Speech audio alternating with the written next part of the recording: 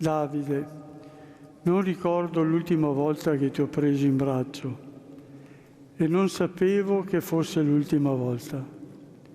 Il tempo poi è passato, sei diventato quello che più desideravi, un carabiniere d'Italia.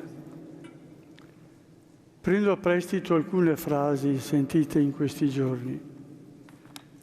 Davide, hai potuto realizzare uno dei tuoi più grandi amori della tua vita oltre a Marica, il tuo lavoro, diventare carabiniere d'Italia.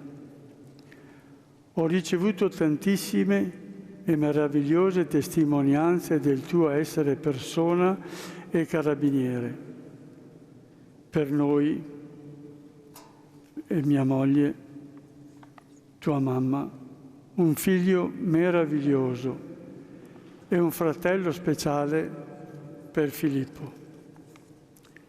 Eri limpido, sincero, generoso e sempre pronto ad aiutare. Un tuo collega ci ha scritto: sei un'anima gentile di quelle che non si trovano più.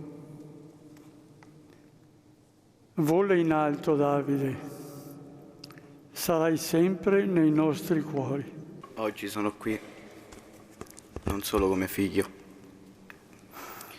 ma come una persona che ha avuto il privilegio di chiamare papà, un uomo che ha dedicato la sua vita al dovere, al servizio e all'onore. Mio padre ha scelto una strada fatta di coraggio, sacrificio e responsabilità.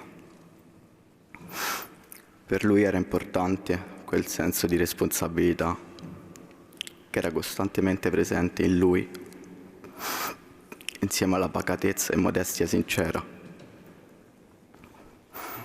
Queste sono le qualità che ha sempre cercato di trasmettermi.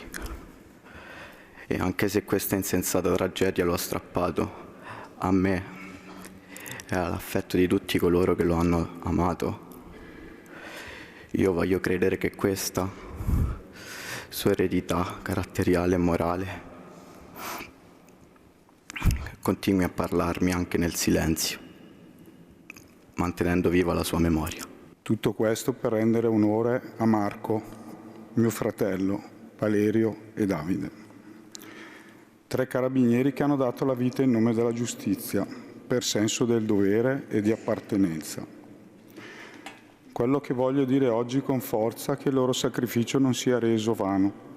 Faccio appello a tutti affinché episodi simili non debbano più accadere.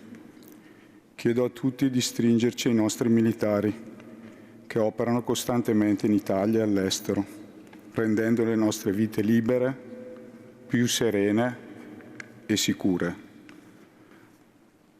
A voi carabinieri un grazie particolare per quello che fate tutti i giorni, con spirito di sacrificio vostro e delle vostre famiglie. Ancora una volta in questi giorni avete dato dimostrazioni importanti anche a noi familiari.